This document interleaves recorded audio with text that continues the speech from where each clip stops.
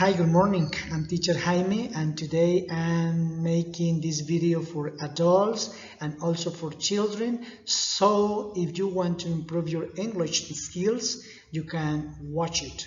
So let's talk about this verb, how to use go. So this one is the phoneme go. So we have 4 examples right here.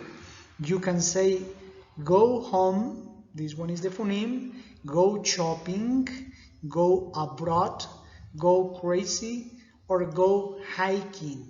So check this phoneme, hiking. Or you can say go to school, go to work, go to England, or go to bed. The same thing, the phoneme is right here. And the next one, go to a party, go to a concert, go to a movie. You can see this column or 2 points right here. It means that you have to make a longer sound, movie.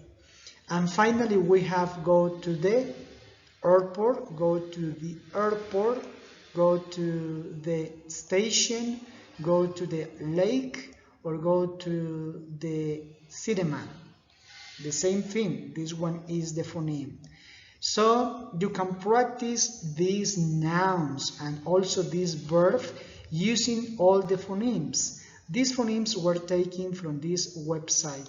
Thank you for watching.